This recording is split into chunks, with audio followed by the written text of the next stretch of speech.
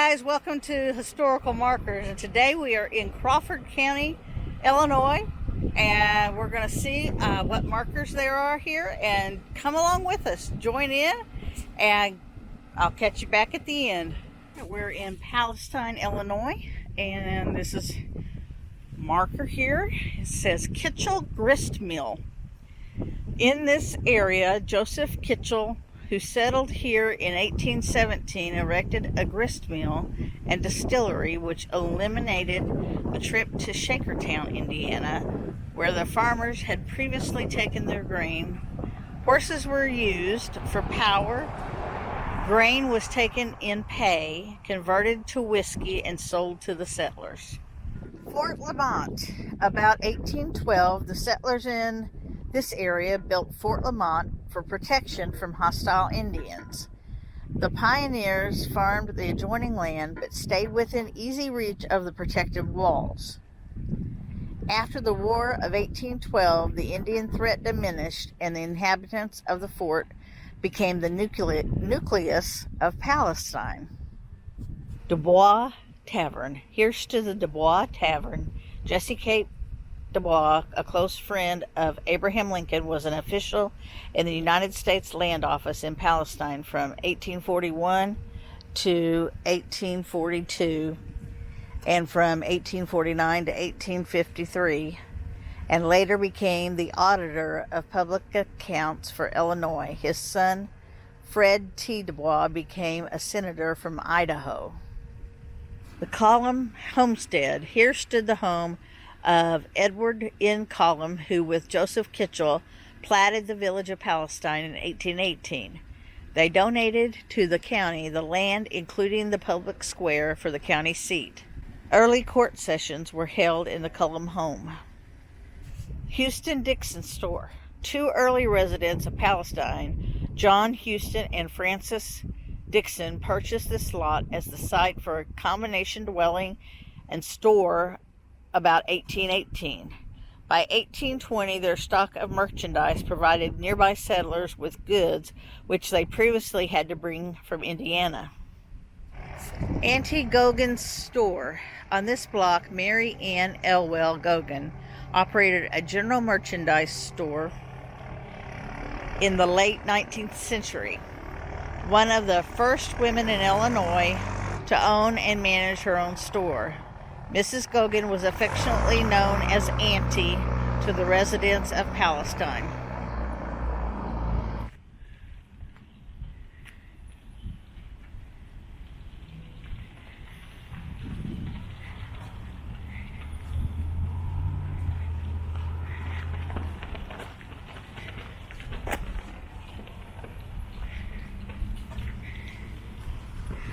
The Fife Opera House, located on the second floor of the Fife hardware store, was built by David Fife.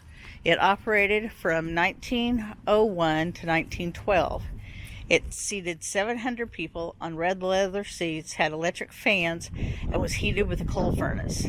There were 5 sets of scenery, some of which are still visible today. Such entertainments as local talent shows, stock theatrical companies, band concerts, a Lyceum series, special speakers, and commencements drew crowds from Houston, Hudsonville, Robinson, Flat Rock, and Murham. Today, the echoes of past performances remain from yesteryear. Governor Augustus C. French. On this site stood the home of Augustus C. French from 1808 to 1864, when he was elected the 9th governor of Illinois. The early settlers in Illinois came mostly from southern states, so that French, a native of New Hampshire, was the first Yankee to be elected governor. A United States Land Office was located at this site in 1820 and operated until 1855. Settlers from as far as Chicago came here to file on homesteads. Young Abraham Lincoln, passing through Palestine in 1830 with his family in immigrant wagons, noticed a crowd before this land office. Fort Foote. About 1813, the William Eaton family and other restless pioneers considered Fort LaMotte too crowded, and therefore constructed a new stockade on a site several hundred yards north of here. A family trait of the Eatons, large feet, led to the name Fort Foot. That's hilarious. I love that. Palestine, Illinois.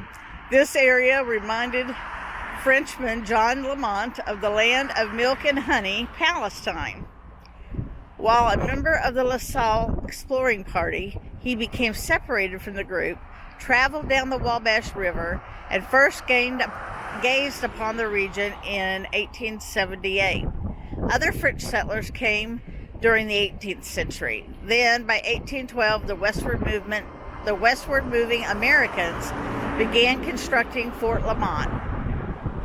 As the palisade filled with settlers, those desiring more room moved a few miles to the northwest and established Fort Foot. The settlers in Fort LaMotte were the core of the town of Palestine.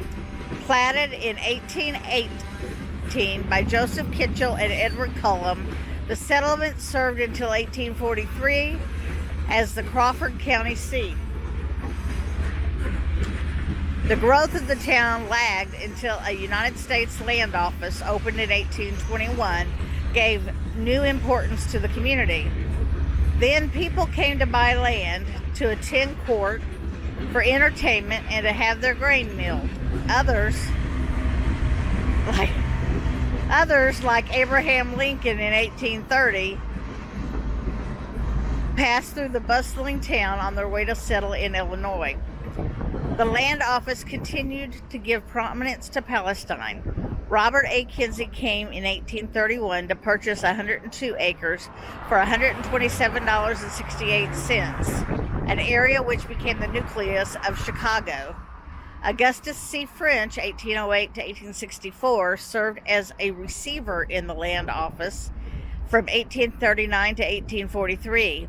A native of New Hampshire, he was the first Yankee to be elected governor of Illinois.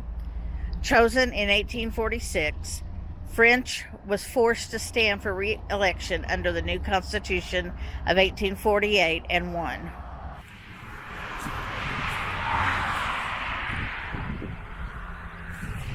Rousch Brothers Aviation Pioneers.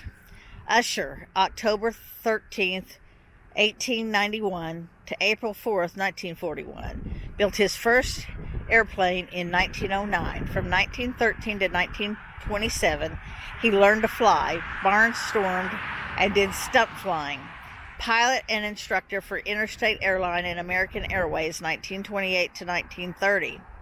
At American Airlines 1930 to 1939. In 1931, he helped organize Airline Pilots Association and was secretary from 1934 to 1939. He was captain on American Airlines 1930 to 1931. From 1939 to 1941, he was a pilot with TACA in Central America. Charles, March 14th, 1896 to January 21st, 1932, learned to fly in World War I. In 1922, he owned his own plane. During 1922 to 1924, Charles and Burrell built two Jennies. They barnstormed, operated their own flying circus, performed parachute jumps, and gave exhibition flights. In 1929, Charles became an instructor and a captain for Universal Airlines, also established new routes for this airline. In 1931, he was a pilot for Northwest Airlines. Burrell, October 2nd, 1900 to December 12th, 1939, learned to fly in 1922. He helped Charles build two planes in 1923 to 1924, active with the flying circus and barnstorming. From this field, the three brothers pioneered in aviation. Original hangar still stands at the north end of this field. Truly dedicated men for the progress of aviation. This marker is also in front of the Crawford County Courthouse in Robinson, and it is dedicated to the glory of God and to the honor of all veterans of Crawford County who served their country in time of need. And it's been erected by the Crawford County American Legion post. Okay, we are at the St. Elizabeth Catholic Church here in Robinson, Illinois. And this is the welcoming Jesus Christ statue. And it says, "Come to me, all you who are weary and burdened, and I will give you rest." A Christian Home for All, dedicated in 2015. And if you go around it, there are memorials that have been made.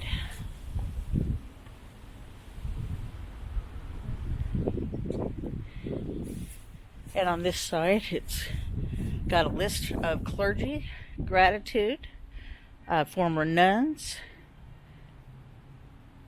and former priests.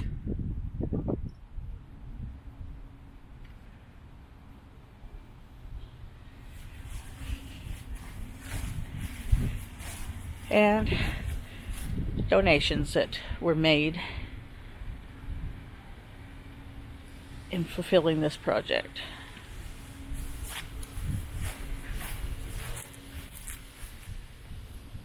It's a beautiful, beautiful statue.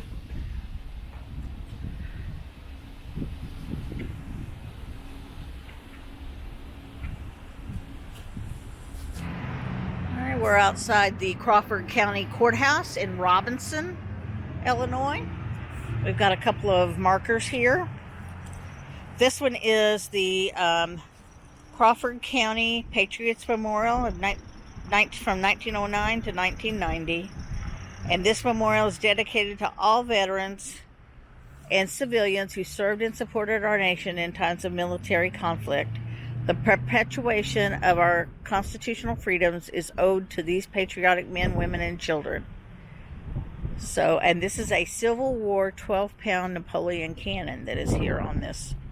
And it's got all the different wars have on the stones that we have been involved with. All right, we are outside of Oblong in a little community called Stoy, and we are here for this Shire Oil Well. John Shire drilled this well in 1906. I'll go up here. There's something on it. I'm going to go up here and read it.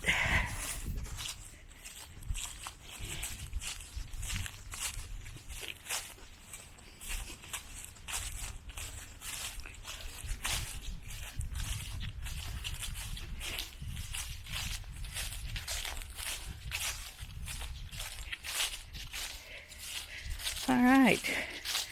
During the early part of the winter of 1906, DeWitt T. Finley made a location on the Shire farm about 6 miles southwest of Robinson and successfully drilled in the Shire number 1. It was drilled to a depth of about 1,000 feet and remained an enigma for some 2 or 3 months, during which time leasing rapidly progressed in that section of the county. When this well was finally shot, it produced about 2,500 barrels of oil per day, and the fame of the Shire pool was at once established. Treat, Crawford, and Treat, under the management of their genial superintendent A.M. O'Donnell, immediately leased from Dr. E.L. Birch 80 acres adjoining the Shire tract on the east and commenced the drilling of a well on this farm, which proved to be one of the gusher variety, and it was but a short time until some 200 or 300 rigs were up in this section. Oil was now an assured fact, and drilling had begun in earnest in this portion of the field. Leasing now progressed rapidly in all sections of the county, and large bonuses were paid to the landowners, especially in Oblong, Robinson, Martin, and Prairie townships, but operations in the producing line were very largely confined to the Shire district. I really don't think that has anything to do with hobbits, though. Sorry, I couldn't help myself. All right, so there's There's the well. All right, we're in Oblong, Illinois, here for their POW MIA Memorial. You are not forgotten. Since World War I, more than 91,000 American soldiers are unaccounted for. This unoccupied seat is dedicated to the memory of those brave men and women and to the sacrifices each made in serving this country. God bless you. God bless America. Okay, these memorials are these pictures down here in these frames. Lovely Lublong, 32207, Main Street looking east from the corner. How would you like to live in Oblong? Ralph. And then I'm going to walk down here. And this is East Main Street in Oblong.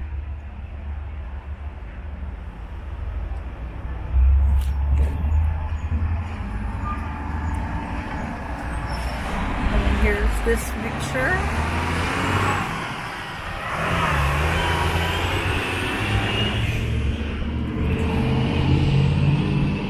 And finally this one. These pictures are in the corner of this building here. All down here. Alright, we are in rural Crawford County. Alpha Route 1 out in the middle of nowhere. And we are here for this Hutson Memorial. Hutson was named after the Isaac Hutson family that was massacred by Indians in 1813 at a spot 64 rods due east of this marker. Hutson was killed later in a skirmish with the Indians near Fort Harrison, Indiana. 64 rods. I'm not sure exactly what that form of measurement is.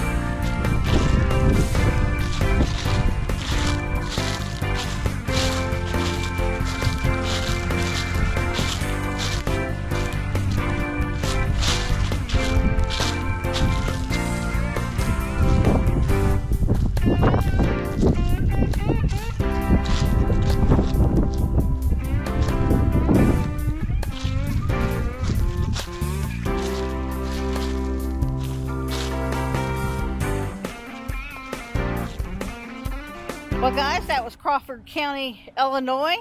Did you enjoy that? Did you learn anything? I hope so. So come along, with us when we do these. Drop me a note, comment, subscribe, whatever that you need to do to be notified when we have a new video. And we'll catch you on the next historical markers.